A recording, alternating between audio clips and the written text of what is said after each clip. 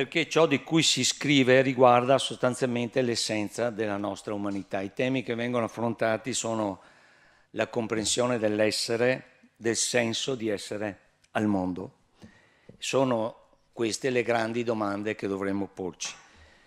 A volte, paradossalmente, coloro che per ragioni più varie si trovano a vivere un'esperienza della vita che li porta a considerare senza senso tutto ciò che li circonda, sono magari anche quelli che meglio degli altri riescono a porre le giuste domande. Quindi questo per me è un libro che parla a tutti noi. Quindi un grazie ed è un vero piacere avere qui con noi l'autore questa sera, che è giunto da Roma a presentare il suo libro, e la ringraziamo per la sua presenza e anche per il regalo che ha voluto farci con la scrittura di questo libro. L'autore ha pubblicato varie monografie su Caravaggio, Van Gogh, vari saggi, anche testi narrativi. Ha scritto un libro però anche che si chiama Imparare a essere poveri ma felici, quindi non c'è solo depressione, c'è anche un altro argomento. Verrà accompagnato nella discussione da un altro amico del Guangxi, il professor Federico Casa, insegnato filosofia e il diritto, insegna attualmente docente di teoria della didattica giuridica dell'Università di Padova, libero professionista, ma poi anche si è occupato molto di diritto e di letteratura. Abbiamo avuto anche il piacere di avere una presentazione di un suo libro qui da noi. Tutto viene coordinato dal il nostro illustre pediatra, libero professionista, amico del Guangxi, che farà una dotta introduzione, penso, sulla depressione, giusto tanto per tirarci su di morale, ma poi i vari interlocutori riusciranno a riportare sul tema del libro. Tutto avviene grazie anche alla collaborazione dell'amministrazione comunale, poi ci sarà un saluto del nostro vice sindaco, che ci ha fatto scherzetto della luce, della mancanza della luce questa sera, e poi ovviamente grazie anche all'aiuto importante, che a volte noi lo sottovalutiamo, di chi ci permette, ci dà un sostegno, che è la ditta Amer. A volte si pensa che la nostra capacità, certo c'è una passione da parte di Guangxi nel venire qui con voi, dialogare, presentare libri, però vi assicuro che se non avessimo alle spalle questi sponsor difficilmente riusciremo anche solo con la passione, quindi è un grazie di cuore che io faccio ogni volta all'Amer. Alla fine trovate la possibilità di acquistare un libro messo a disposizione dalla libreria De Franceschi. Sapete sempre, l'abbiamo detto più volte, ormai siete affezionati, che chi non l'avesse già fatto può lasciare la propria mail e quindi sarà informato anche dei prossimi eventi, li avete visti scorrere prima. Credo di aver detto tutto, anche di più. La parola al nostro vice sindaco, assessore ambiente, cultura e altro, e vi auguro veramente una buona serata. Un libro interessante, spazia a 360 gradi su tantissimi temi, e posso dirlo, è magnetico, cioè si comincia a leggerlo e non ne staccherete più. Grazie.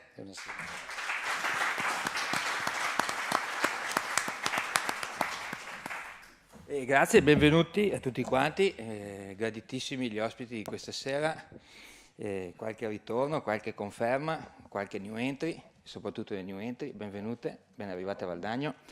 Io ho letto il libro, cosa che può sembrare banale, però vi dico che lo sforzo più grande da fare è superare le prime 2 righe. Ve le leggo. Dopo molti giorni in cui mi svegliavo di cattivo umore, con un peso nel petto, difficoltà a deglutire, senso di oppressione, una mattina mi sono svegliato chiedendomi perché mi sveglio sempre di cattivo umore. Allora, perché dico che superate queste 2 righe si può andare avanti? Perché capita, credo, a tutti. Almeno a me è capitato e capita di avere queste sensazioni ogni tanto, no? E non è che le risposte che ci diamo da soli siano quelle che ci permettono di andare avanti. E spesse volte, soprattutto nella nostra società, quando dobbiamo ammettere qualche debolezza, facciamo molta fatica. Non che sia la società nostra, una società macista come può essere quella del Sud America. L'Argentina ha il più alto numero di psicologi e psicoterapeuti pro capite, proprio perché soprattutto i maschi fanno fatica ad ammettere le loro debolezze e quindi si portano dentro dei tormenti tremendi. Quindi, leggendo queste righe mi sono detto sì, forse è vero che dobbiamo affrontare la realtà in un altro modo e non facendolo da soli, spesso e volentieri poi si incontrano persone che danno letture del nostro vissuto che ci fanno aprire mondi diversi, più profondi e che ci permettono di riformulare anche il nostro percorso e anche il nostro stare in una società, in una famiglia, in una comunità. Quindi credo che l'analisi, in senso più ampio, sia un regalo che ogni tanto dovremmo valutare di farci e fare allo stesso tempo anche agli altri. Chiudo con una battuta. Oggi leggevo l'articolo della Martelletto che diceva che i depressi in Italia valgono il 2,8%. Credo siano tutti elettori, più o meno, siamo in quell'età lì.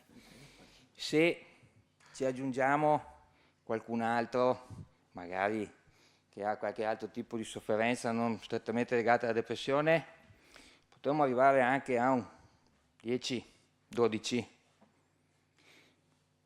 Partito dei depressi, PD. Ecco, dai, non credo che andrà a finire così, però, insomma, vogliamoci bene, ecco, tutto qua. Buona serata a tutti quanti.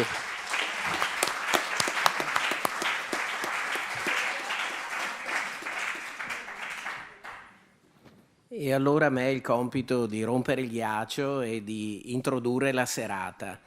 E 2 note su Andrea Pomella che ha pubblicato 2 monografie, una su Caravaggio e una su Van Gogh, un testo sui musei vaticani, il saggio di cui parlava Eliseo, 10 modi per imparare a essere poveri ma felici, e 3 o 4 libri. E 2018 è stato un anno fertile perché ne sono usciti ben 2. Anni Luce è stato tra i 12 finalisti del premio Strega l'anno scorso e l'altro, l'ultimo, è L'uomo che trema, di cui parleremo stasera.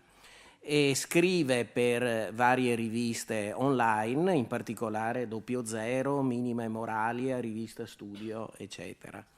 Federico Casa lo conoscete già perché, come ha introdotto Eliseo, è amico del Guanci, è professore di teoria generale di diritto all'Università di Padova, direttore della collana I Quaderni della Scuola e insieme al professor Stefano Ambrosini direttore della casa editrice Ipsoa, Orizzonti e Approdi nella crisi d'impresa. E svolgo intanto il mio compito, credo sia doveroso, di medico, introducendo un attimino il tema della depressione, anche se verrà trattato in ben altra maniera dai 2 nostri relatori. E mi era molto piaciuto, nel 2016 era uscito un articolo del Sole 24 Ore dal titolo L'intelligenza dei depressi e si domandava che cosa avevano in comune Winston Churchill, Joseph Conrad, Charles Darwin, Johnny Depp, Eminem, Dickens, Harrison Ford, Stephen King, Michelangelo Buonarroti, John Lennon, Abraham Lincoln, Gustav Mahler, Newton, Brad Pitt, Mark Twain e tanti altri. Ebbene, sono tutte delle persone, quelli viventi, che hanno o hanno appena avuto episodi di depressione grave e quelli che sono morti li hanno avuti mentre erano vivi, naturalmente. E la depressione è sicuramente una malattia che può colpire a tutte le età e in ogni angolo del mondo. L'OMS recentemente aveva lanciato proprio un grido d'allarme perché nell'ultimo decennio c'è stato un aumento del 20% dei casi di depressione grave e calcola che ne soffrano 322 milioni di persone nel mondo, quindi è un grande numero. È al quinto posto come la depressione maggiore unipolare, è al quinto posto tra le cause di disabilità nel mondo, però siccome è in grande aumento come incidenza, si calcola che a breve diventerà la seconda causa di disabilità tra le malattie croniche.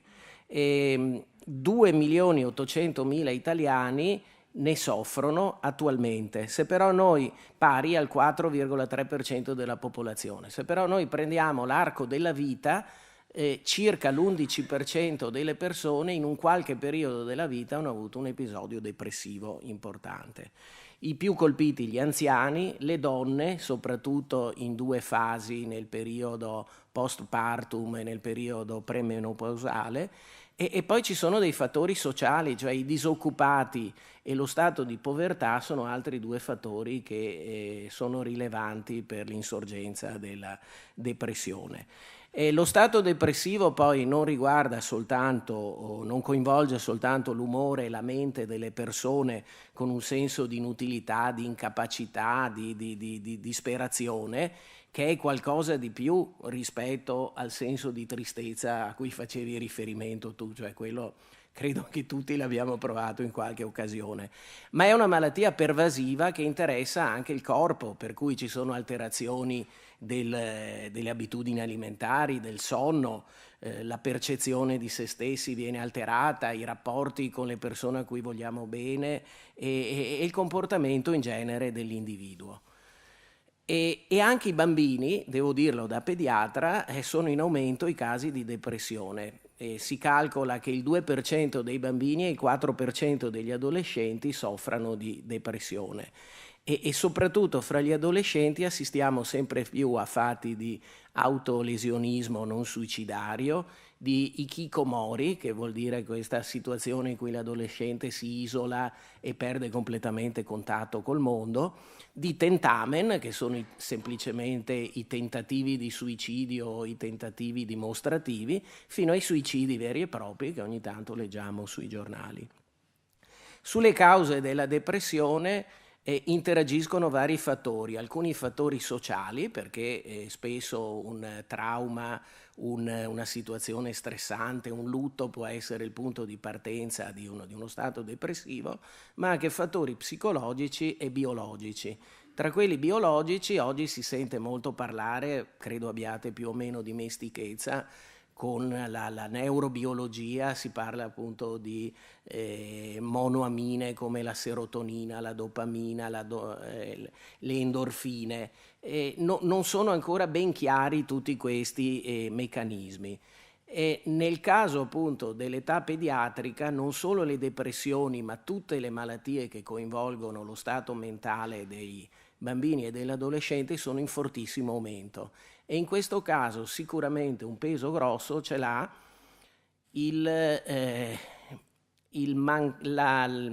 l'emergenza educativa, la incapacità dei genitori di essere genitori perché magari affetti dalla sindrome di Peter Pan e per cui si sentono ancora loro adolescenti, l'incapacità di trasmettere aspetti positivi, oltre al fatto naturalmente della disgregazione delle famiglie. Ma un altro fattore molto importante è sicuramente attribuito al eccessivo utilizzo dei social media da parte dei nostri ragazzi. Una volta era la televisione, i videogiochi, oggi passano ore e ore e ore sui social media e questo naturalmente porta a uno straniarsi dalla realtà, un allontanarsi, non frequentare gli amici e ha un impatto sicuramente negativo nella mente e nello sviluppo dei ragazzi. E per finire sulla depressione, volevo solo far presente che il vero problema è che molti di quelli che sono depressi o non sanno di esserlo o comunque non si curano.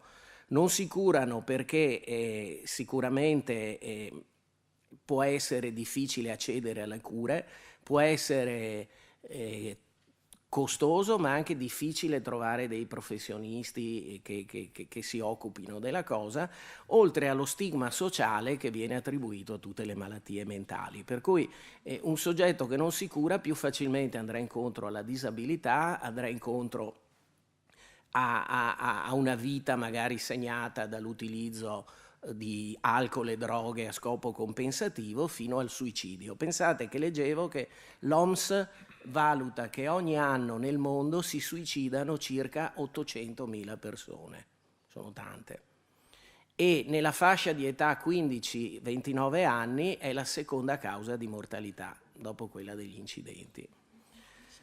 E adesso dismetto la giacchetta del medico per passare a quella del lettore, per dire che per me febbraio è stato un mese strano, è stato il mese della depressione, perché ho letto 2 libri sulla depressione, quello di Andrea Pomella e contemporaneamente, faceva quasi da contraltare, il libro di Houellebecq che si chiama Serotonina.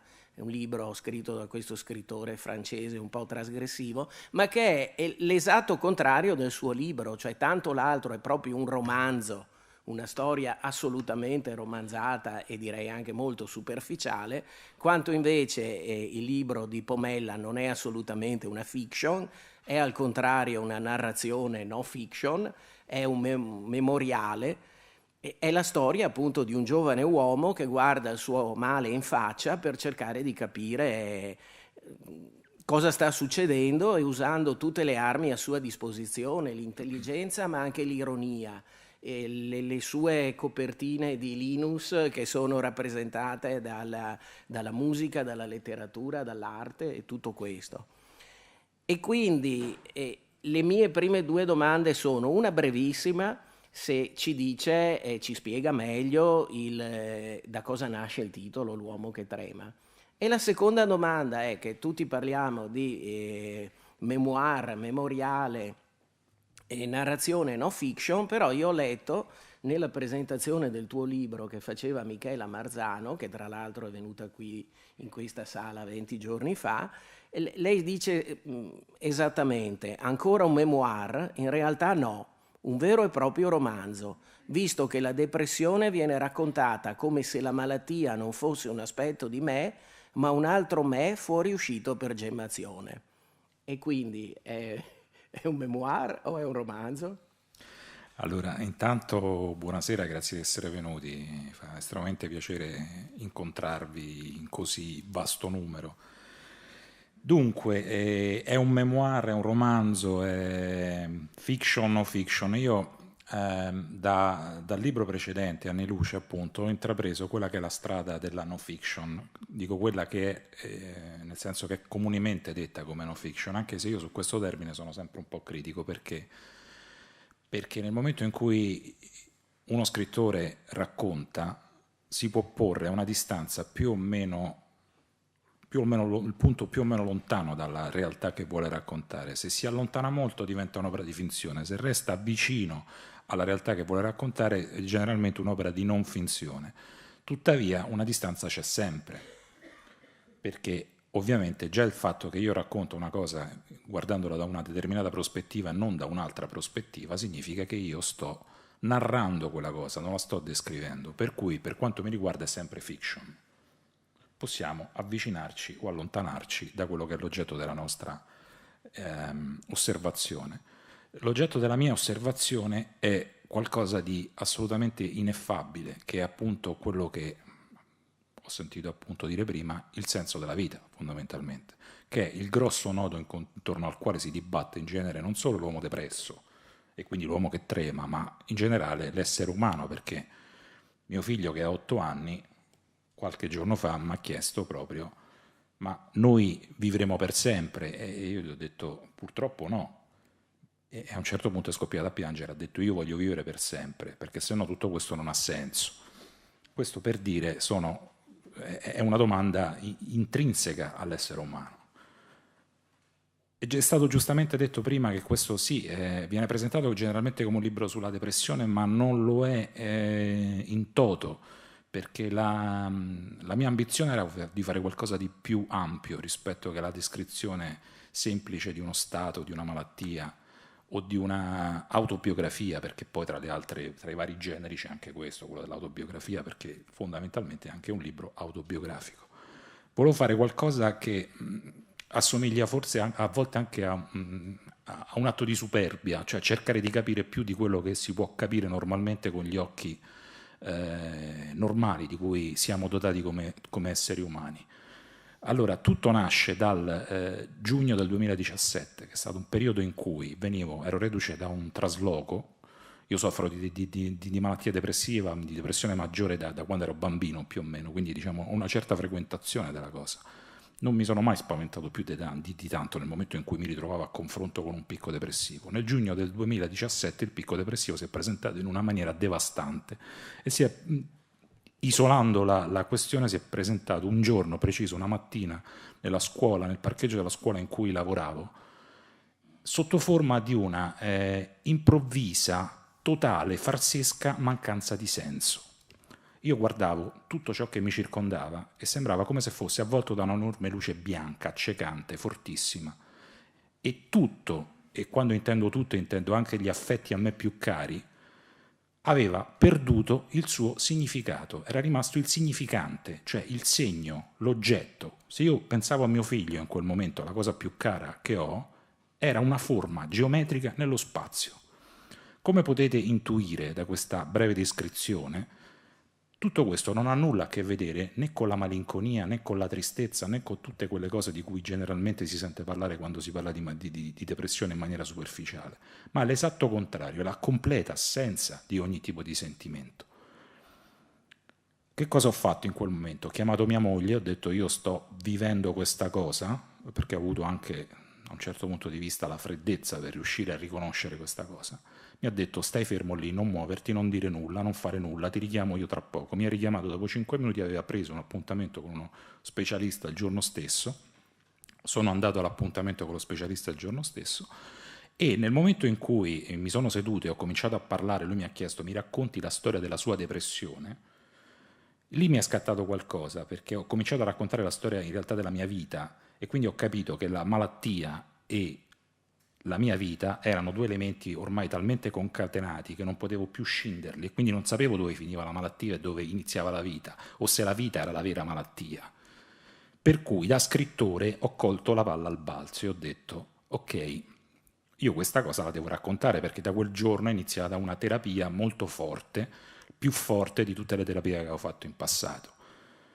Allora, lo scrittore secondo me è una sorta di ladro che coglie l'occasione e fa il suo bottino. Allora a quel punto ho detto, se io volessi raccontare questa cosa qui, questo punto di vista, questa osservazione così precisa della realtà, in un romanzo, e qui torniamo alla distanza dalla realtà, in un romanzo di finzione dovrei inventare un personaggio, dovrei cominciare a interrogare, a sentire malati, professionisti, specialisti, eccetera, eccetera, e poi costruire una storia. Tanta fatica, sostanzialmente inutile, perché ho un testimone privilegiato dentro di me. Ho questi due occhi che guardano questo bianco accecante in cui sono sprofondato.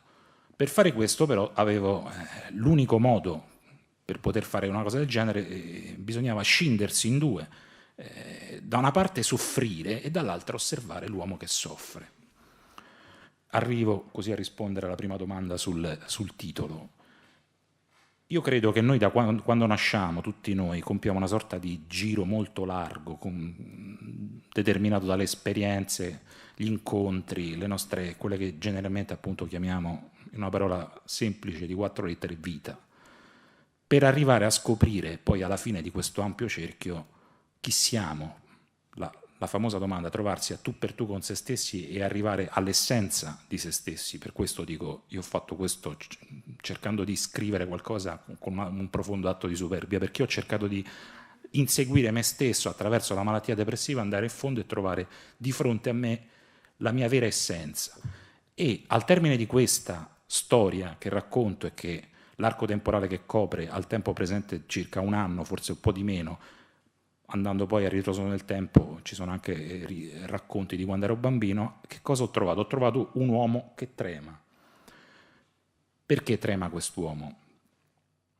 Per paura, certo, perché è fragile, perché si trova in una condizione sostanzialmente impossibile, in una sorta di pantano da cui non riesce a uscire, però trema sostanzialmente perché è vivo, perché una foglia battuta dal vento noi la vediamo tremare, ma trema appunto perché c'è il vento che la fa tremare, quindi è una creatura che sta all'interno di un sistema, di un contesto vitale. Per cui il mio tremare di uomo malato di depressione che guarda il mondo con quegli occhi in quel momento significava sostanzialmente che ero ancora vivo. E questo è il motivo fondamentale appunto del titolo, L'uomo che trema. Anche se poi sul titolo ci sono state varie, insomma, c'è stata un po' di maretta all'interno della casa editrice perché c'era chi voleva intitolare in un altro modo, però insomma alla fine ho tenuto duro e il libro ha questo titolo. Vuoi intervenire tu adesso? Come volete? Sì? Allora. Buonasera a tutti, io ringrazio sempre Maurizio. In realtà la cosa che bisognerebbe domandarci è come mai un avvocato, perché il dottore ha una ragione in qualche misura, ma qui di questioni legali quindi non sono qui in veste di avvocato. E che è sempre meglio per tutti, anche perché gli avvocati non sono per nulla interessanti fuori dalle aule dei tribunali e neanche là più di tanto. In realtà devo dire che questa volta non è stato Maurizio ad invitarmi, ma sono stato io che mi sono invitato, perché una sera a cena con Maurizio, le cene con Maurizio si parla essenzialmente di libri. Poi di politica parliamo meno perché litighiamo un po', ma sui libri siamo per lo più d'accordo. E sui libri mi ha detto: guarda, io sto leggendo, io stavo pensando di continuare a scrivere un libricino, qualcosa del genere, dato che ha anche a che vedere con quello che sto facendo all'università, perché mi hanno assegnato il corso di diritto e letteratura, per cui insomma stavo scrivendo un libricino sui perdenti della letteratura. E stavo scrivendo il libricino e Maurizio mi dice: beh, ma allora se tu parli dei perdenti della letteratura devi leggere questo libro, perché questo libro è la prosecuzione di tutta una letteratura che nasce quantomeno 100 anni fa. E ritengo, mi diceva Maurizio, che Andrea, lo chiamo Andrea perché è da qualche serata che stiamo assieme, cioè non io e lui, ma attraverso il libro naturalmente. E quindi mi diceva Maurizio: guarda che quel libro è il punto d'arrivo di una letteratura che inizia quantomeno 100 anni fa e anche di più, inizia con Svevo, passa attraverso Gadda,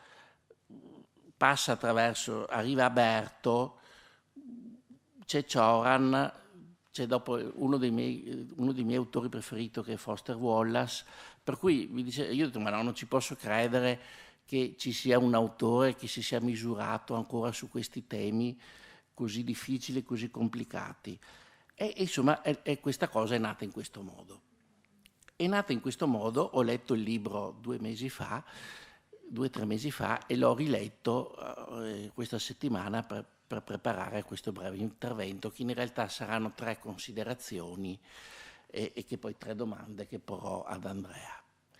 Allora, la prima cosa che volevo dire, me le sono anche scritte perché sono anche diventato abbastanza diligente, la prima cosa che volevo dire è che le prime 100 pagine di questo libro sono meravigliose.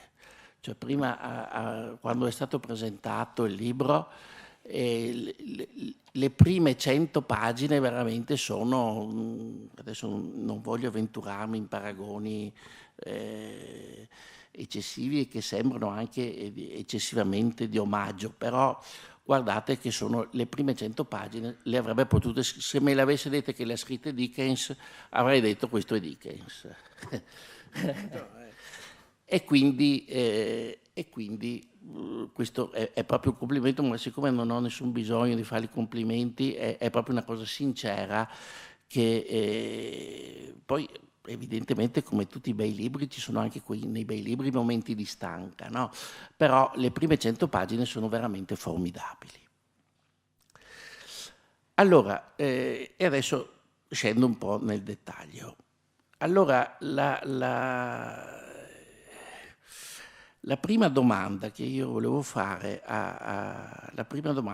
io vorrei fare 3 domande che poi sono lo sviluppo di 3 considerazioni.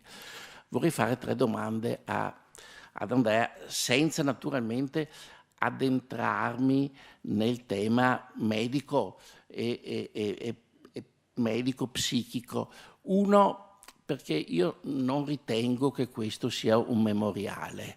Infatti io oggi, quando ho intravisto l'articolo sul Giornale di Vicenza, io non ho pensato che questo fosse un memoriale. Perché non è un memoriale? Ma sapete, un memoriale presuppone che l'autore e l'eroe, per dirla con Bakhtin, non abbiano rapporti. Cioè, o prevale l'aspetto etico, e allora è una sorta di confessione, o prevale l'aspetto conoscitivo, e allora è un saggio, un memoriale. No, per me questo è sicuramente un bellissimo romanzo filosofico. Io l'ho letto come se fosse un romanzo filosofico, cioè io non ho visto, cioè, vabbè, evidentemente c'è la storia di una malattia, c'è la storia di un disagio importante, però per come l'ho inteso io è un romanzo filosofico, ed è un romanzo filosofico che proprio aveva ragione Maurizio, cioè che ha 2 riferimenti letterari importantissimi, che sono La cognizione del dolore di Gadda e sono Il male oscuro di Berto, che tra le altre cose Andrea cita, e anzi dedica almeno 4 o 5 pagine del libro a ritornare sui luoghi in cui Berto viveva. E quindi da questo punto di vista è un libro bellissimo che si inserisce nella letteratura italiana a pieno titolo, quindi non è non è, diciamo, un caso isolato, voglio dire che è un caso che ha dei precedenti letterari molto importanti, e che, mi permetto di dirlo, non è inferiore ai suoi precedenti letterari. Beh, non dico che è come Foster Wallace, perché quello non è, credo che viene giù Valdagno, quindi, però non è inferiore.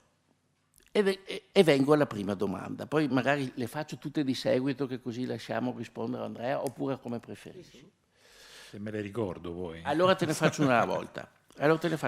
Ecco, rispetto a tutti questi precedenti letterari c'è un tema che, per come l'ho colto io, sul quale non ti soffermi, o meglio preferisci aggirarlo, seppure diciamo, ecco, non lo tratti esplicitamente, nonostante l'abbia trattato esplicitamente Gadda, nonostante l'abbia trattato esplicitamente Berto, ed è come se questo tema tu, naturalmente, che hai naturalmente ben presente, preferisci non affrontarlo. E secondo me è il tema della morte. Allora la mia domanda è, innanzitutto, se condividi questa idea che il tema della morte preferisci non affrontarlo dal punto di vista nel romanzo, e se sì, se è una scelta, anche se è evidente che in ogni pagina di questo libro c'è il tema della morte. Allora, intanto volevo soffermarmi un attimo sul termine memoriale, che può avere varie accezioni. Sulla Treccani elenca addirittura, mi sembra, una decina di definizioni per la parola memoriale. Di queste 10, quella che a me piace di più è scritto con il quale si chiede una grazia, anche quello un memoriale, e da questo punto di vista io mi riconosco, perché effettivamente attraverso questo libro io chiedo una grazia, ovviamente in termini metaforici. Il tema della morte prima di scrivere questo libro io ho letto tantissima narrativa cosiddetta no fiction, non memorialistica o come diavolo volete, insomma.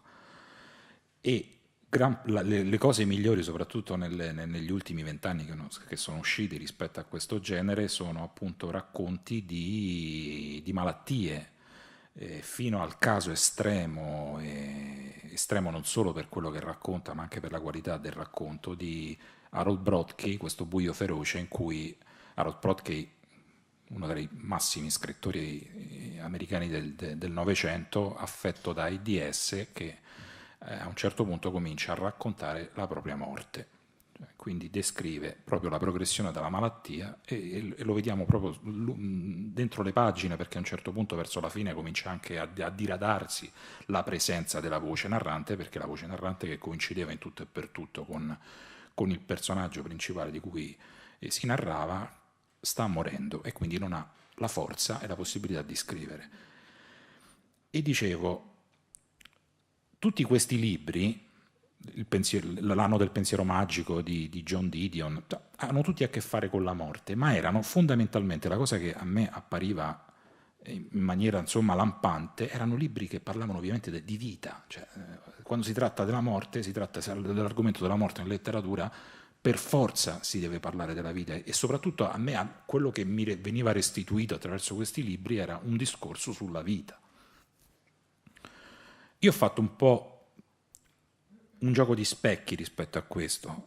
Io parlo della vita, io parlo del senso della vita, cerco di raccontare anche una quotidianità, e questo l'ho mutuato dagli scrittori israeliani, per esempio, che insomma è una letteratura che io ho letto molto, anche alcuni di loro ho anche frequentati personalmente, e uno degli aspetti che mi è sempre piaciuto molto appunto della letteratura contemporanea israeliana è la capacità, per esempio, che hanno di descrivere la quotidianità, la vita in famiglia, cioè quello che facciamo giorno per giorno. E la morte, in questo senso, si annida dietro tutte queste cose, è sempre presente, ma non la vediamo, finché c'è un capitolo nel mio libro, appunto nell'Uomo che trema, in cui la morte si affaccia prepotentemente e diventa una minaccia reale e vera, ed è un po' l'acme, no? Il momento culminante, ma anche è un giro di boa che poi determina una sorta di svolta all'interno del romanzo. E io su questo mi ritrovo con la definizione di Michela Marzano, perché per me questo è un romanzo di fatto. Non credo insomma a certe deviazioni, anche perché poi appunto rispondiamo sempre a una serie di input e mettiamo sempre dei tasselli all'interno della storia, la facciamo evolvere la storia in una maniera che ci ha insegnato Omero, per cui figuriamoci, c'è il famoso viaggio dell'eroe, anche qui c'è il viaggio dell'eroe, per cui per me è un romanzo. Sul tema della morte credo di aver risposto. Sì, certo, quindi ecco. L'altra cosa interessante che io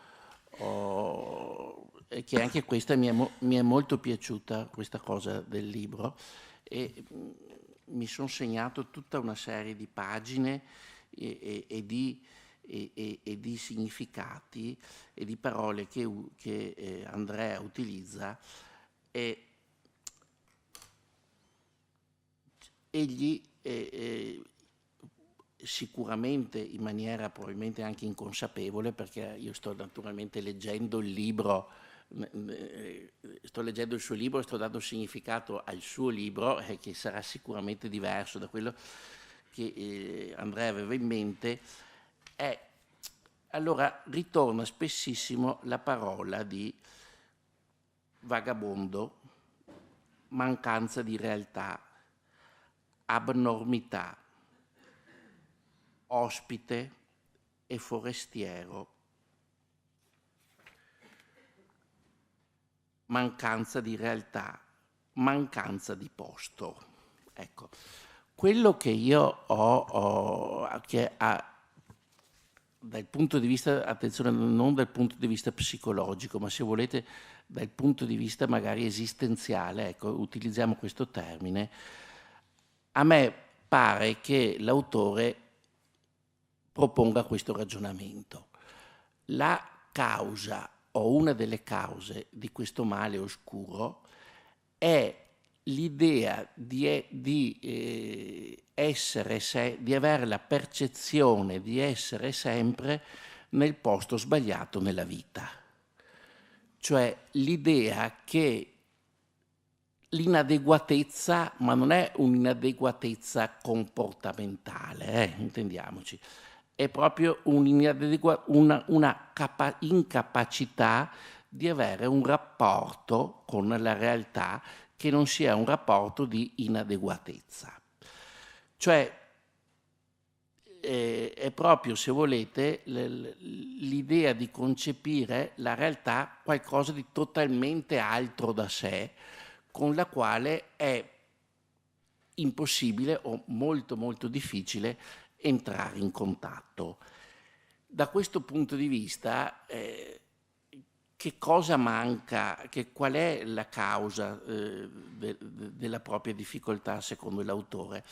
Beh, mi verrebbe da dire la mancanza di avere un posto nel mondo, cioè l'idea che in qualunque situazione egli si trovi, la persona che non sta bene si trovi, è comunque in una posizione inadeguata, e perché non capisce il mondo che lo circonda, che può essere la realtà, ma può essere anche l'altro, e quindi la mancanza di una relazione umana soddisfacente, ma nello stesso tempo c'è anche la percezione che il mondo non comprenda e non dia la giusta valutazione dell'autore. Allora, siccome questo lo dice abbastanza chiaramente l'autore, quindi non mi parebbe questa una grande scoperta, sono andato un po' a vedermi la vita degli altri autori che io ho ben presente e che hanno trattato questi temi, e che sono, come prima dicevo, sono Svevo, ma sono anche Cioran, che poi è la cosa che mi è piaciuta tantissimo, è che sono gli stessi autori che dimostra, che cita addirittura, perché poi Andrea è così preciso, cioè è così preciso, ma anche qui non è precisione, è proprio, è un senso estetico quello di fare delle note alla fine del libro per dei riferimenti degli autori, ma su quello, se volete, ci torno dopo. No, sono andato a vedermi la vita di quegli stessi autori che vi citavo prima, quindi parlo di Svevo, parlo di Berto, parlo di Gadda, parlo di Foster Wallace, e questa idea ritorna in tutti, questa idea di avere la percezione di essere collocati sempre al posto sbagliato, che diventa anche un aspetto comportamentale, cioè l'idea di avere le scarpe sbagliate, l'idea di essere troppo magri, troppo grassi, l'idea di non avere i capelli a posto. Insomma, ci sono degli aspetti, dagli aspetti comportamentali, psicologici banali, fino ad aspetti filosofici importanti. E che cosa ho riscontrato in tutti questi autori che vi citavo prima? Che in effetti tutti questi autori, pur essendo dei grandi autori, sono tutti autori che di sicuro non hanno avuto il riconoscimento che la storia della letteratura avrebbe loro dovuto dare. Cioè, sono autori, adesso magari mi riferisco più a Berto che a Gadda o a Svevo, ma sapete che Gadda è stato scoperto, cioè è diventato famoso in età molto avanzata. Per cui l'idea, c'è accompagnato a questa idea psicologica, c'è anche un'idea, diciamo, se volete, professionale, cioè l'idea di essere al di fuori dei giri che contano. Se voi leggete quello che diceva Pasolini di Berto, viene da rabbrividire, nel senso che Pasolini diceva che Berto era uno dei peggiori scrittori, scrittore della novella 2000 e cose di questo genere, e che poi erano le stesse cose che Moravia diceva di Gadda, salvo poi ripensarci. Allora, la domanda che vorrei fare ad Andrea è questa. Come scrittore, ti senti fuori dai giri che contano, come si sentiva Gadda, come si sentiva Berto? Beh, io ho una storia da scrittore molto complicata, un po' come da uomo, diciamo così, le due cose sono andate un po' di pari passo, nel senso che fino ai 40, scrivo da sempre più o meno, ma fino ai 40 anni non ho mai avuto nessun tipo di riscontro da nessuna parte. Penso di essere uno degli autori più rifiutati in Italia dalle case editrici, finché appunto poi a un certo punto si sono accapigliati più di un editore per cercare di fare questo libro e mi sono sentito dire frasi del tipo: ma tu dove stavi tutto questo tempo? Se aprite i cassetti mi trovate nei vostri cassetti, era la risposta che davo io. Al di là di questo, io non so se sto fuori dei giri che contano. In realtà a me non interessano nemmeno i cosiddetti giri che contano, ma non lo dico perché voglio atteggiarmi a qualcosa di... Poi ovviamente cioè, il riscontro fa sempre piacere a tutti, vincere un premio letterario fa sempre piacere a tutti, stare sulle pagine dei giornali fa piacere a tutti, per cui io non nego che fanno piacere anche a me queste cose.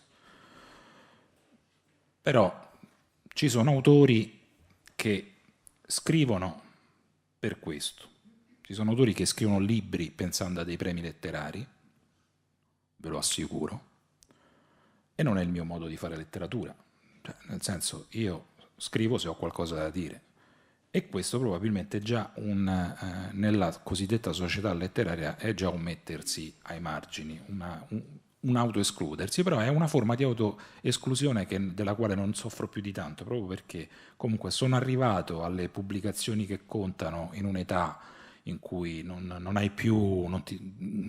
ti metti più dei grilli per la testa, guardi le cose con un'oggettività e con il giusto distacco, riesci a misurare tutto quello che accade usando i pesi giusti, però anche questo rientra in quello che dicevi tu prima per quanto riguarda l'osservazione della realtà e il sentirsi sempre fuori posto.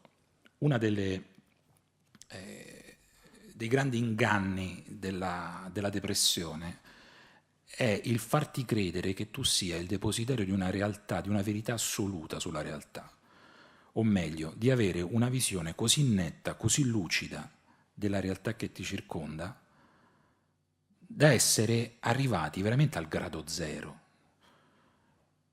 E ti guardi intorno e guardi tutti gli altri, i non depressi, e pensi loro vedono quella stessa cosa con una vista opaca, per cui arrivi al ragionamento perverso di pensare che i veri malati sono loro e non sei tu.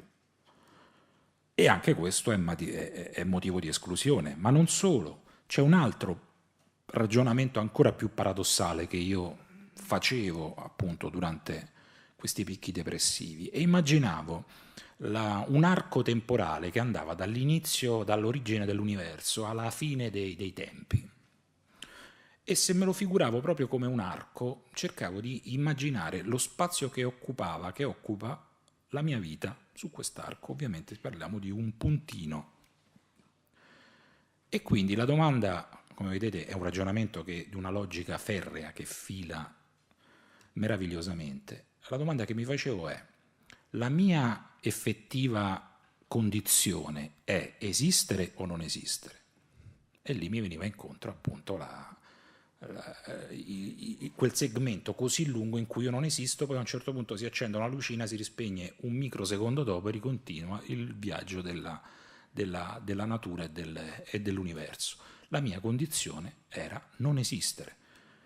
Per cui se io adesso in questo momento spengo la mia esistenza, che cosa faccio? Non faccio altro che restituirmi alla mia condizione di natura, che è non esistere.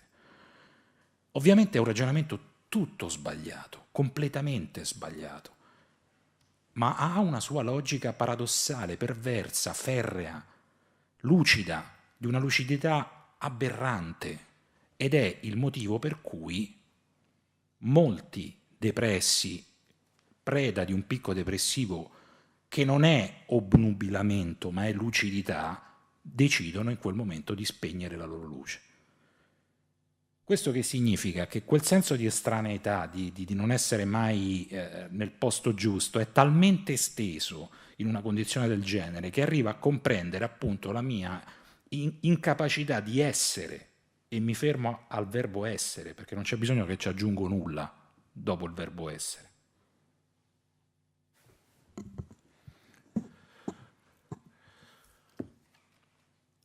Sì, magari poi su questo ti faccio un'altra domanda.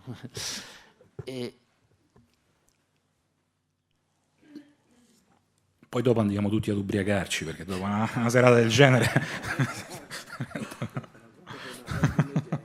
No, la terza cosa che mi ha molto interessato è che anche questa è una cosa che io vorrei tenere separata dall'aspetto, perché io lo ritengo, come ti ripeto, lo ritengo un libro filosofico dell'esistenzialismo, non lo ritengo di sicuro un libro, solo un libro su una malattia.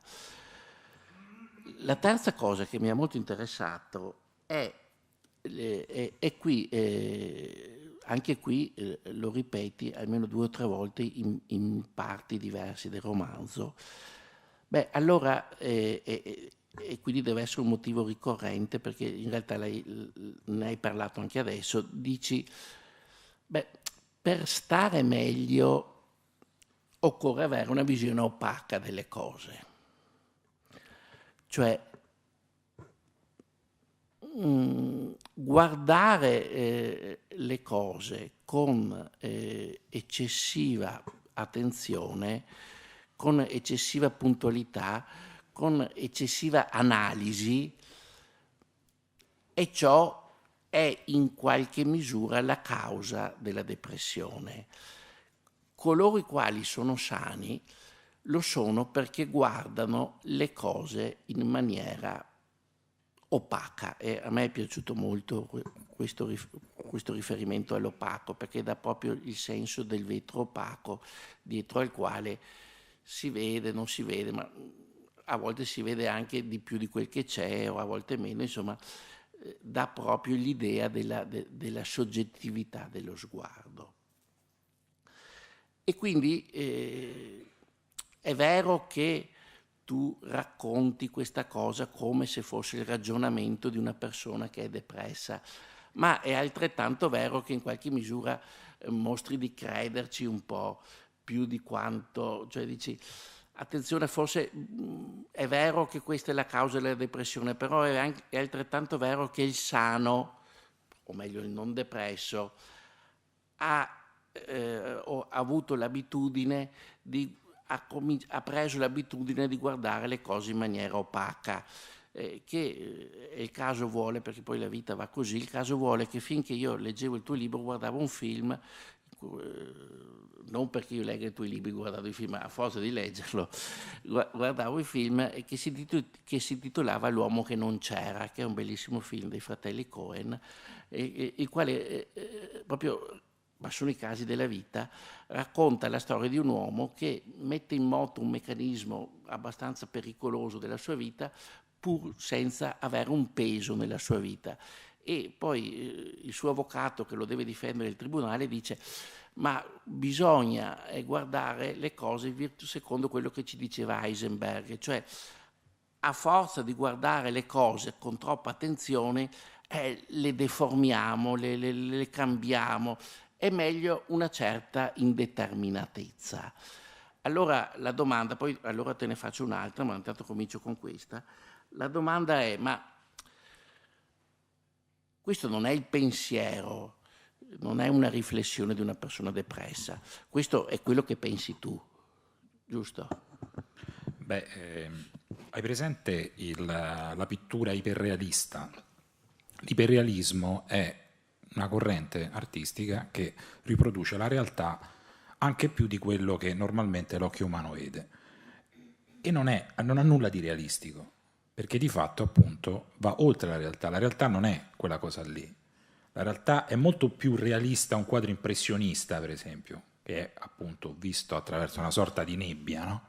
Però ci restituisce un senso di realtà, di verità della descrizione di quella realtà molto più reale, un quadro impressionista piuttosto che un quadro iperrealista. Io faccio spesso questo esempio per definire quelli che sono le due visioni, no, della realtà. E il depresso è un iperrealista, è uno che aggiunge dettagli e che è convinto di vedere il fondo ultimo della realtà, ma in realtà, appunto, scusate il gioco di parole, quello che vede, vai a capire che cos'è. Quello che vede è quello che vede la persona, non il depresso in questo caso. Quello che vedo io, a me una volta a Milano durante una presentazione un lettore mi ha fatto questa osservazione, dice: ma io trovo così profonda e interessante la descrizione analitica del tuo punto di vista, appunto, che quasi quasi mi viene voglia di essere depresso. Cioè, che io l'ho trovato interessante non perché avessi fatto venire a un povero Cristo voglia di essere depresso, ma perché probabilmente appunto ho consentito a questa persona di vivere un'esperienza, cioè come se gli avessi prestato i miei occhiali e ho detto: ecco, guarda, questo è il modo in cui guardo io il mondo, che poi è quello che dovrebbe fare secondo me un po', cioè il mandato stesso dell'arte e della letteratura nel caso specifico, ma un po' di tutto appunto. La funzione dell'arte è questa, no? È quella di mostrarti la realtà con i tuoi occhi, cioè io rendo partecipe il lettore di quella che è il mio punto di vista, no? E questo rientra anche appunto in un'idea di letteratura che, per quanto mi riguarda, questa è un'altra domanda che mi fanno spesso, dice te è servita, è stato terapeutico scrivere questo libro?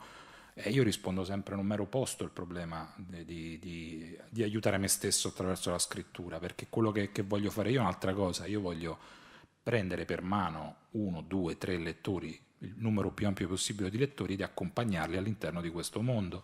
E quindi è un po' il famoso uomo che accende il fuoco e raduna le persone intorno al fuoco e gli racconta una storia. Cioè è un gesto d'altruismo. Io almeno la scrittura la interpreto in questo modo qui. Quando sento dire spesso quella enorme banalità: no, io scrivo per me stesso, che cosa che vuol dire nulla, perché se scrivi per te stesso, allora che scrivi a fare? Cioè te lo dici da solo durante la sera prima di andare a dormire, finisce lì. Se nel momento in cui scrivi stai utilizzando un mezzo, un linguaggio, una forma che è stata inventata apposta per comunicare con una seconda persona, per cui tu non scrivi per te stesso, è una balla che stai raccontando prima a me e poi la racconti a te stesso. E mi sono perso dove dovevamo andare a parare a questo punto. Vabbè, fammi la terza domanda così poi Ti faccio la quarta domanda oppure poi lasciamo a Fabrizio.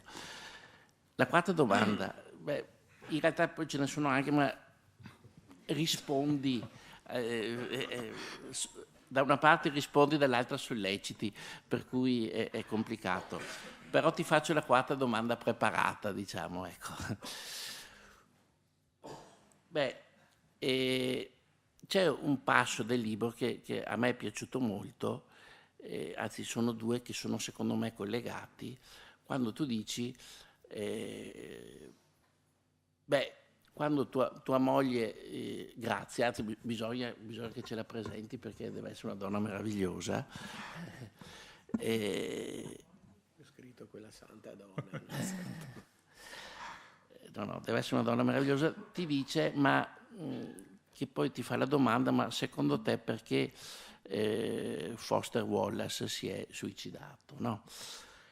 E che secondo me fa riferimento al fatto, cioè che fa il pandan con l'affermazione che tu dici anche, il problema che io avevo quando stavo male o quando stavo male è anche il problema del linguaggio.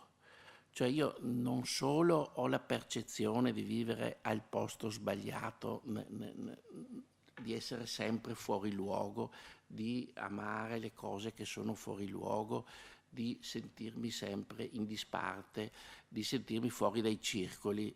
Forse poi ho aggiunto con un po' di malizia i circoli letterari, ma insomma poi non mi ero neanche tanto sbagliato. In realtà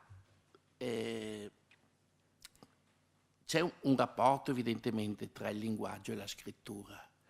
Tu dici io avrei voluto parlare, avrei voluto dire la cosa giusta, avrei voluto proferire una parola e non mi venivano, o se mi venivano le parole, e questo lo ripeti anche alla fine del libro, avevo sempre la percezione di dire cose che erano fuori luogo. Insomma, addirittura nei momenti importanti non ti viene nemmeno non ti viene proprio la parola. Tu poi dici che Foster Wallace, come scrittore, si è suicidato perché a quel punto aveva paura della scrittura, cioè aveva paura di fare i conti con il libro e quindi fare i conti con se stessi. Allora la domanda che io ti faccio è questa, ma in realtà tu che, ed è evidente da come scrivi e da come ci racconti, non è che consideri la scrittura un hobby, ma consideri la scrittura come una ragione di vita, no? In qualche modo. Hai paura della scrittura? Ma a me fanno molto più paura le restanti ore con cui passo le mie giornate. La scrittura è un'isola felice, sinceramente non ho paura della scrittura, non ho mai avuto paura della scrittura. Il riferimento alla parola e al linguaggio, per spiegare bene questo devo accennare a un passaggio del libro in cui si parla anche di una perdita importante, perché poi il libro è una ricerca delle origini, della radice del male. Ovviamente poi non c'è una sola radice, c'è un groviglio inestricabile di radici. Tra queste c'è la perdita del padre, che è un concetto un po' particolare, perché per esempio torno alla prima volta appunto in cui mi siedo davanti allo psichiatra e mi dice: ma lei ha mai pensato di fare della psicoterapia? Dico: ma sì, ci avevo anche pensato, dico, però secondo me il gioco non vale la candela, anche perché dico, io conosco bene quelli che sono tutti i miei nodi, diciamo così, e non c'è bisogno che nessuno mi venga a tirare fuori, sbagliando, lo dico subito. Dice: quali sarebbero questi nodi? Beh, per esempio, dico, la cosa principale ha a che fare con l'abbandono del padre. E lui mi fa: vabbè, un tema classico, quello dell'abbandono del padre, il figlio abbandonato dal padre, che lo interrompo e faccio: no, aspetti un momento. Qui stiamo parlando del figlio che abbandona il padre, al che lui ha dimostrato un certo interesse da questo punto di vista. Dice: mi spieghi meglio. Il fatto è che appunto all'età di 7 anni, dopo un divorzio dei miei genitori abbastanza traumatico, molto feroce, diciamo così, io non sopportavo più l'idea che mio padre preferisse passare la sua vita con un'altra famiglia piuttosto che con me, e profondamente tradito da questa cosa, un giorno decisi di consegnargli una lettera in cui di fatto lo ripudiavo. Pensare spesso a un bambino di 7 anni che cosa può aver scritto in questa lettera, con che linguaggio, con che parole, dire una cosa così terribile come ti rinnego come padre, non ti voglio più vedere, e poi rispettare questa decisione per tutta la vita, di fatto, per i successivi 37 anni, insomma stiamo parlando di una cosa enorme. E quello che chiedevo allo psichiatra appunto è noi sappiamo che cosa succede ai bambini che sono stati rifiutati dai genitori, che hanno perso il padre. Che cosa succede da grandi ai figli che invece hanno ripudiato i genitori, che hanno abbandonato il padre? E su questo ho innescato una serie di riflessioni e mi sono accorto, per esempio, che da bambino, ma anche da ragazzo e per lungo tempo anche da adulto, ho avuto una serie di difficoltà col linguaggio, e qui mi lego appunto a quello che diceva lui. Per esempio, c'erano alcune parole che non ero in grado di pronunciare. La più banale di tutte, papà. Faccio ancora oggi fatica a pronunciare questa parola. Non riuscivo proprio a pronunciarla, non riuscivo a pronunciare il mio cognome. Inventavo sempre 1000 motivi, scappatoie per evitare di pronunciare il mio cognome. Ovviamente anche lì c'era un riflesso della figura paterna, no? Che incombeva su di me come un'ombra. E trovavo singolare che tutto questo avvenisse e sia avvenuto insomma in una persona che poi da grande decise di fare lo scrittore, cioè decide di lavorare con le parole.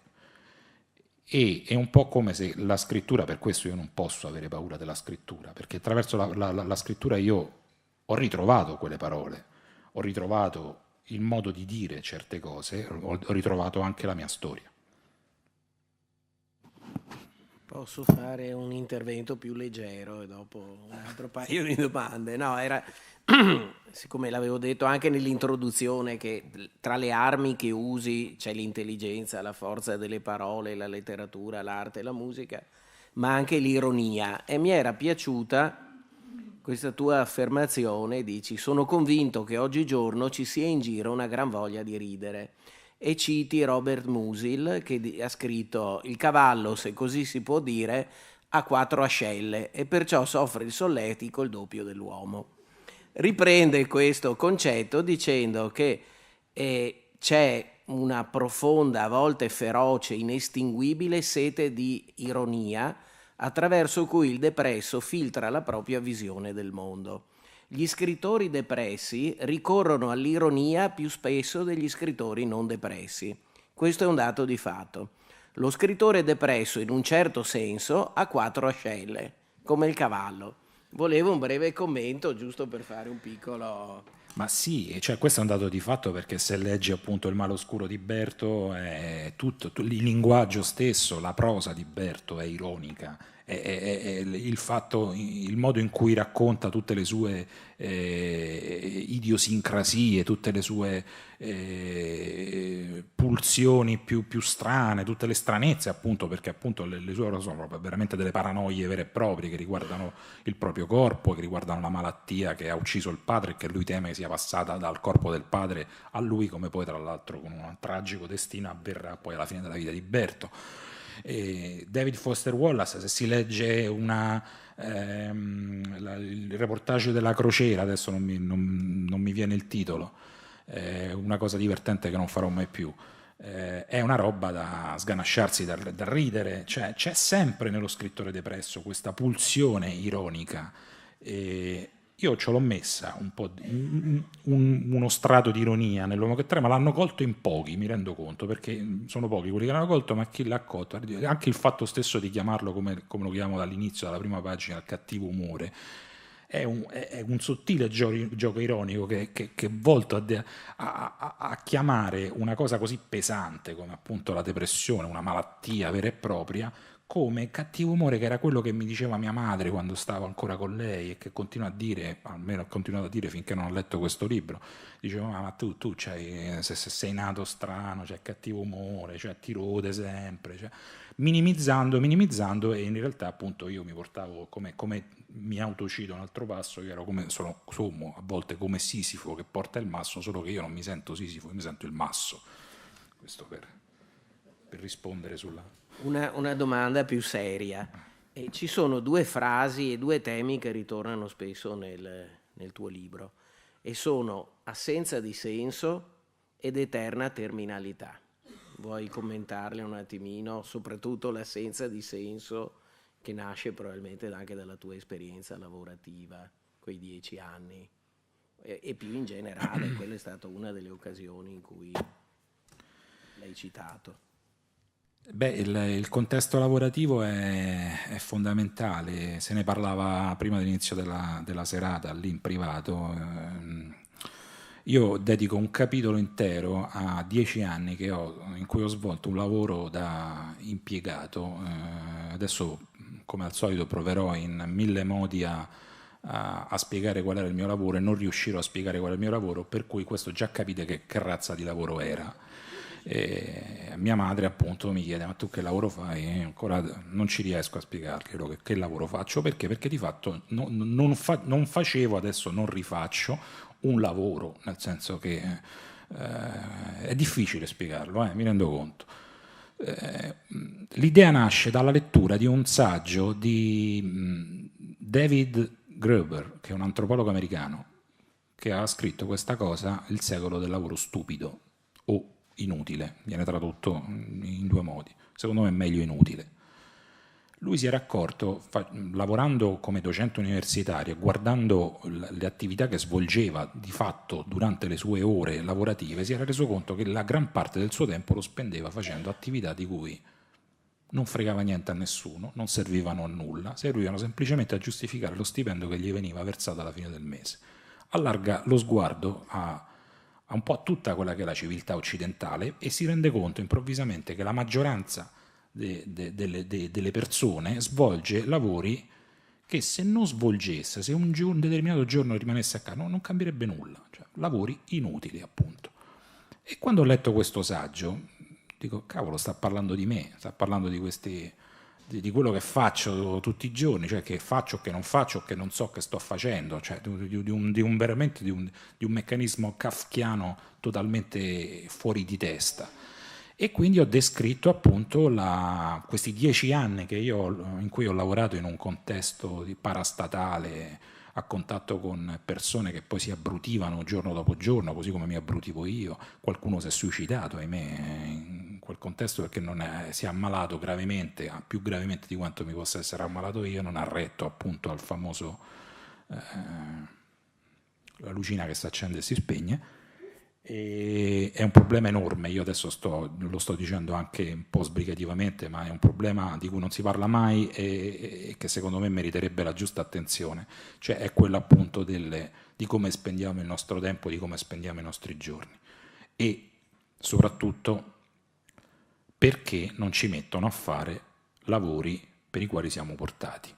Perché sostanzialmente se noi fossimo messi a fare ciò che sappiamo fare ne guadagneremmo più o meno tutti, mentre in realtà ancora oggi in Italia, ma insomma in gran parte dei paesi dell'Occidente evoluto, il lavoro è considerato una sorta di punizione, questo è un retaggio biblico, che tu devi espletare durante la giornata, controllato, mortificato e privato di ogni genere di conforto. Una forma punitiva attraverso la quale noi passiamo tutta la vita. E io in quei 10 anni però, pur avendo continuato a soffrire di depressione, non ho mai avuto un episodio così forte e terminale come ce l'ho avuto invece nei successivi 3 anni in cui invece facevo un lavoro che quasi quasi mi piaceva, cioè lavoravo appunto in una scuola. E allora lì mi sono chiesto perché mi è successo proprio adesso che sto bene. Forse perché avevo abbassato le difese, la risposta è che adesso dico mi rilasso, sto qui, vedo effettivamente che faccio qualcosa di utile, quindi probabilmente non c'è più bisogno che sto lì in lotta tutti i giorni e ho abbassato le difese e lì, boom, è arrivata la botta secca del picco depressivo che vi raccontavo all'inizio della serata. Adesso, per non saperne leggere né scrivere, mi hanno rimandato di nuovo in un posto di quelli come quelli di 10 anni in cui lavoro, in cui sto da un mese seduto su una scala antincendio in attesa che capisca che cosa devo fare, che cosa non devo fare.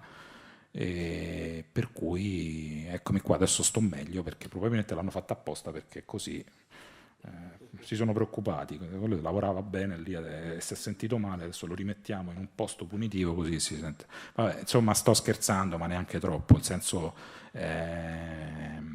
pensate a come passate le vostre giornate, al lavoro che fate, alla soddisfazione che vi dà, perché poi appunto il lavoro è 3/4 della vita e secondo me è un tema appunto sottovalutato e importante, andrebbe affrontato in maniera più approfondita. Credo che questo sia appunto la dimostrazione di quello che si diceva all'inizio, che non si parla solo di depressione nel libro, ma si parla di tantissimi altri temi.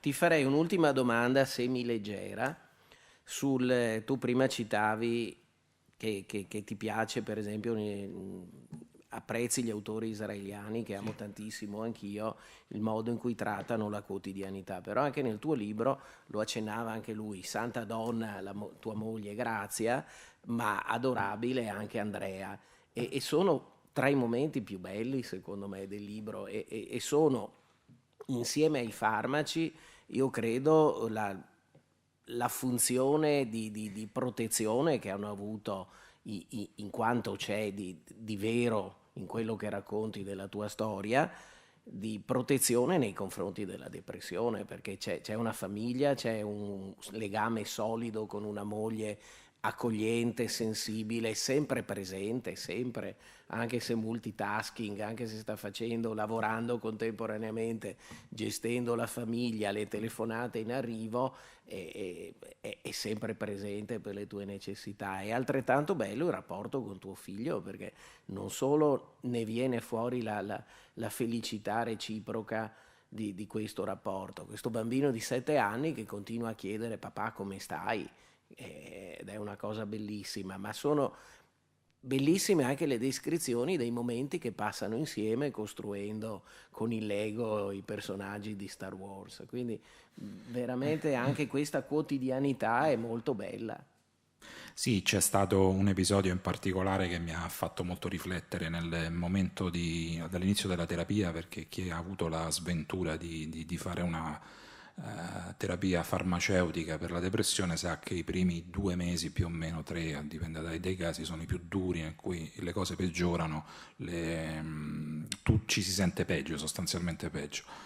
E io ero arrivato a un punto in cui non riuscivo nemmeno più ad alzarmi letteralmente dal letto. E c'è stato un giorno in cui ero sdraiato sul divano, incapace di alzare anche un dito, e ho visto mio figlio fare questa cosa che mi ha fatto riflettere moltissimo. Lui aveva questa sua nuova passione per il Lego Star Wars, appunto, e si era messo a giocare su di me. E io ero diventato il fondale dei suoi giochi, delle sue storie, le storie che costruiva. Cioè, avevo la gamba piegata e quella era diventata la montagna con un nome esoterico, tipico appunto della saga di Star Wars. E mentre lo guardavo fare questa cosa con enorme commozione da parte mia, mi è rivenuto in mente un ricordo di molti anni fa, quando stavo insieme ad una ragazza il cui fratello si era ammalato improvvisamente di una cosa strana, un virus al cervello, ed era stato ricoverato in terapia intensiva. E un giorno, arrivando in ospedale, abbiamo visto attraverso il vetro che lo separava da noi la mamma di questo ragazzo che aveva cosparso il corpo del figlio di santini, di immagini devozionali, e li spostava secondo una sua logica, un ordine che seguiva solo lei. E mi è rivenuto in mente questa immagine qui mentre vedevo mio figlio che faceva questa cosa su di me, e facevano sostanzialmente la stessa cosa, si riappropriavano del corpo della persona amata, cioè giocando, muovendo, comunque creando delle storie sul corpo della persona amata, lo difendevano. E mio figlio lo ha fatto sotto varie forme, finché insomma è diventato un rapporto molto speculare il nostro da questo punto di vista, ed è sicuramente l'aspetto fondamentale e importante. A me spesso poi alla fine delle presentazioni vengono persone che mi raccontano le loro storie, che mi dicono dei loro problemi depressivi o comunque altre vicende, e mi dicono io magari dicevo, recentemente una signora mi ha detto, dice, c'ho un figlio che sta così, no, che cosa devo fare? Devo minimizzare o devo affrontare il problema, devo far finta che mio figlio non sta, cioè, perché dice, io ogni volta che mi avvicino lui mi respinge, no? E io racconto quello che è il mio caso. Nel momento in cui c'è un riconoscimento da parte dell'altro, del familiare, della malattia, del tuo problema, io ne ho provato giovamento. Io non provavo giovamento invece appunto quando la mia famiglia d'origine minimizzava, per paura probabilmente, o perché semplicemente non riconosceva come tale la malattia, così come non la riconosce la maggior parte delle persone. Poi abbiamo sentito appunto le percentuali all'inizio, lo stigma sociale, tutte queste cose qui. Il riconoscimento è la prima cosa, la prima forma di protezione. La funzione della famiglia è efficace e tale se si chiamano le cose con il loro nome. Questo è anche alla fine uno dei motivi per cui ho voluto scrivere questo libro, perché insomma banalmente per far sentire meno solo chi ha avuto problemi di questo tipo. Io direi di fare, se c'è qualche domanda dal pubblico o se è venuta qualche altra domanda, Federico. Lì c'è il nostro balletto.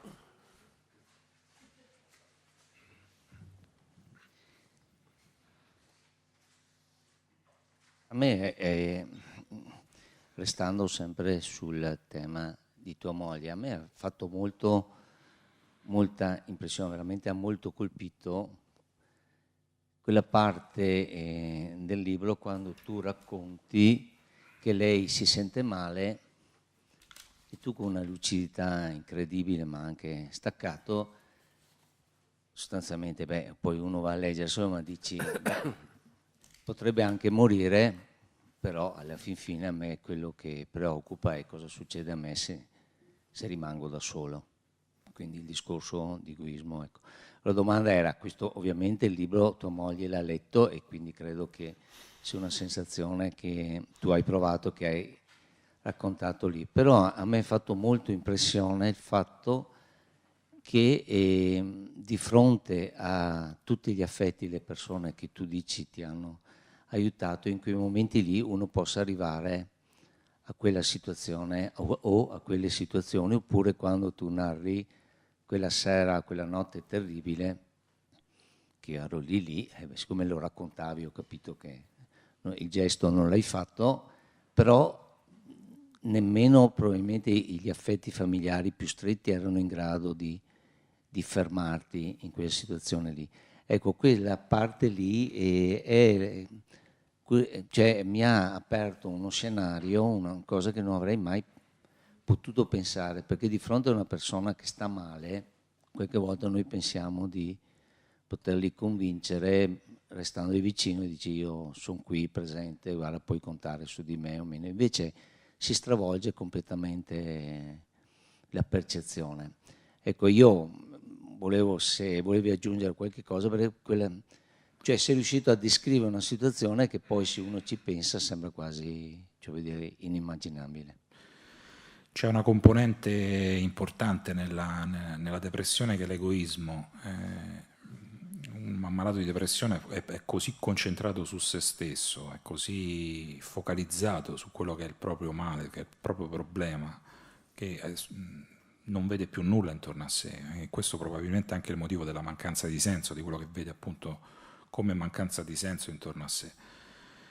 C'è stato a Terni ho fatto una presentazione insieme a uno psicanalista in pensione che mi ha detto, ha fatto un'introduzione molto bella, ha detto io in 40 anni di pratica e di studio, dice, non avevo, mi era completamente sfuggito un elemento che ho capito leggendo il tuo libro, e mi ha detto, e di questo ti ringrazio, ovviamente la cosa mi ha molto inorgoglito, ed è il fatto che il depresso è capace di mettere in discussione tutto, di non trovare senso in nulla e quindi di cancellare il significato di qualsiasi cosa, tranne che della propria depressione. La depressione è la cosa che lui ha più a cuore di tutto. Per cui se tu neghi la sua depressione, in quel momento tu ottieni subito una reazione in lui, che può essere appunto una reazione negativa, ma è comunque una reazione vitale. Non lo aiuti, lo colpisci. Perché? Perché se è capace di vedere il figlio come un solido geometrico senza più alcun significato, non sarà mai capace di vedere il male come qualcosa privo di significato, perché a quel punto decade ovviamente il senso stesso della malattia. E questo ovviamente ne determina il fatto che stiamo parlando di una persona, in questo caso malata di un profondo egoismo. Cioè la depressione è anche questo, oltre che una malattia della consapevolezza, dell'iperconsapevolezza, è anche una malattia profondamente egoista. C'è una persona che poi cito anche nel libro, che mi ha raccontato la sua progressione depressiva nel corso degli anni, e mi diceva che sono stata, inizialmente mi rinchiudevo dentro casa, poi ho cominciato a rinchiudermi dentro la mia stanza, poi ho cominciato a rinchiudermi dentro al letto, poi a un certo punto ho chiuso le finestre, ho acceso solo una luce che proiettava un cerchio intorno a me, cioè tendevo sempre di più a circoscrivere l'ambito, io mi rinchiudevo sempre di più, cercavo in questo senso di darmi significato, di rimanere da solo, c'ero solo io, e quindi è appunto una forma di egoismo enorme da questo punto di vista. Non c'era null'altro oltre quei confini di quella luce, non c'era niente, e chiunque mi si avvicinava io reagivo come una belva inferocita, in gabbia, chiusa in gabbia. Quindi l'aspetto dell'egoismo è sicuramente un aspetto importante. Non bisogna toccare la malattia, perché la malattia è l'ultima cosa che crolla nel castello, nelle difese che ha un depresso.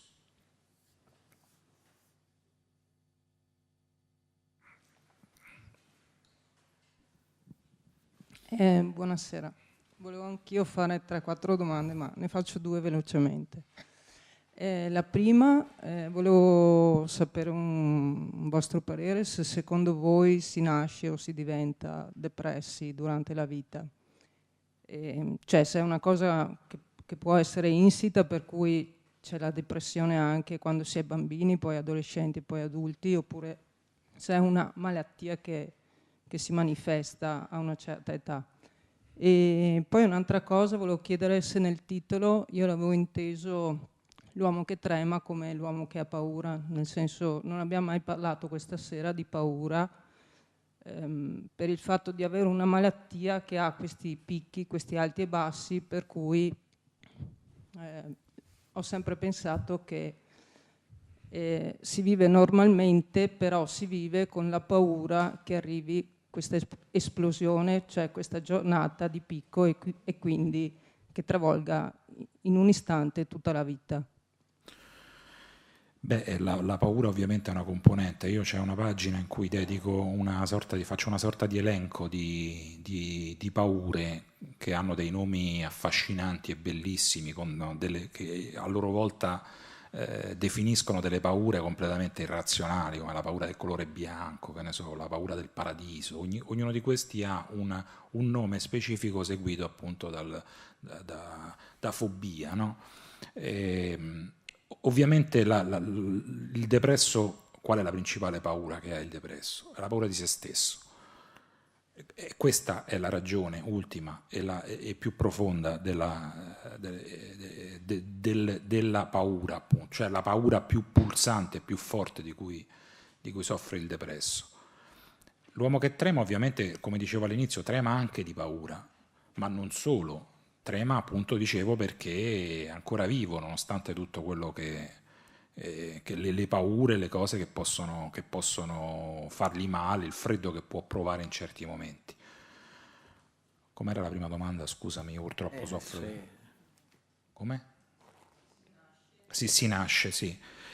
Allora, qua intanto non esiste una depressione uguale all'altra, quindi tutto quello che posso raccontare io, un altro depresso potrebbe aver vissuto tutta un'altra storia, e questo è un dato di fatto.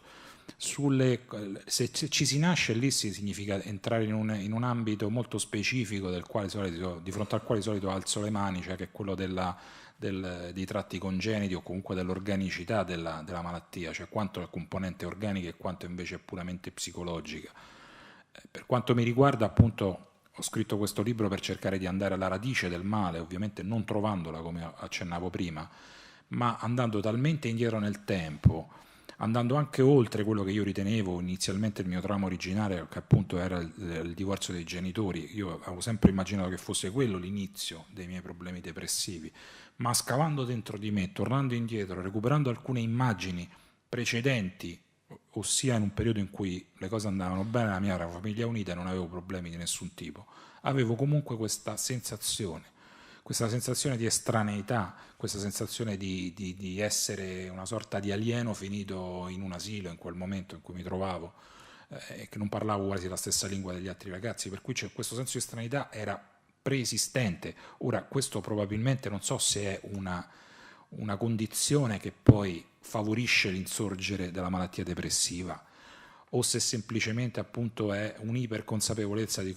quello che ci circonda, e anche in quel caso uno può essere anche iperconsapevole per tutta la vita ma non sviluppare mai il picco depressivo. Conosco persone che appunto non hanno mai avuto un'iperconsapevolezza o comunque un senso amaro, per così dire, della realtà e della vita, che tuttavia in un certo momento della loro vita si sono trovati pesantemente minate da un evento depressivo.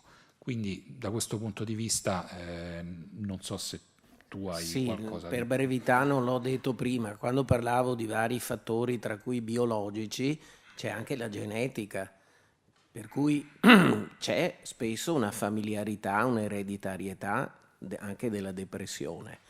E dopo c'è una scienza che si chiama epigenetica, che è quella che studia in pratica come poi l'espressione di una cosa sia una correlazione tra la genetica e l'ambiente, e quindi, come diceva giustamente lui, ci può essere una predisposizione, ma se non c'è un evento scatenante, se non c'è un qualcosa che slatentizza la depressione magari non viene fuori, però è uno dei campi nei quali si sta studiando, perché in futuro, come potranno esserci dei farmaci biologici che agiscono specificamente sull'enzima mancante, e ci potrà essere anche una terapia genetica che agisce appunto sulla genetica della depressione, che sicuramente in alcuni casi c'è.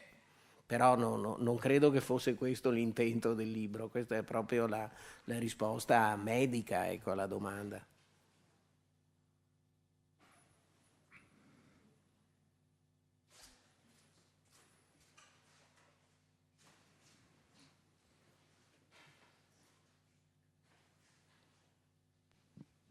Lei ha detto una cosa e non voglio fissarmi sulle parole, però volevo solo capire se ho capito bene o quando ha fatto l'immagine dell'arco della vita dell'universo, di questo universo, perché magari questo universo è una lucina sì. Nell'arco della vita di tutti gli universi. E poi ha usato il termine sbagliato. E se ho capito bene, non è sbagliata l'immagine, perché ovviamente quella, anzi è una bella immagine, forse quello sbagliato, se non ho capito male, è riferito a colui che spegne la lucina? Perché se è così, no, se è questo, perché non sapevo a cosa appiccicare questo sbagliato, se è questo, quel giudizio, quello che spegne la lucina sbagliato, è l'uscita dalla depressione, cioè lei lo dice da uscito dalla depressione, perché altrimenti capirebbe colui che la spegne. Quindi, voglio dire, cioè, quello sbagliato lì mi ha colpito molto. È un po' la chiave per me della serata. Lo sbagliato e quindi volevo... era... Sì, sì, l'aggettivo che ha usato. Sì, no, quindi volevo un po' tornare lì. È riferito alla condizione, la condizione naturale di quell'arco è la mia non esistenza. Quindi l'esistenza in quel momento è il momento sbagliato di quella condizione. In questo senso dicevo. Quindi se io dicevo, se in questo momento spengo questa vita, lo diciamo proprio brutalmente, torno alla mia condizione di natura che è non esistere. Questo era il ragionamento che svolgevo in quel momento. Non so se così è più chiaro. Bene. Io credo che le domande siano state tante e ancora di più le risposte. Per cui ringraziamo Andrea Pomella e ringraziamo Federico Casa. Grazie a voi. Grazie davvero. E se volete c'è il firma libro, io sarò il primo a farmi fare una dedica, ma volentieri se qualcun altro in sala. Poi era pieno di appunti Fabrizio. Sì. E alla Lazio.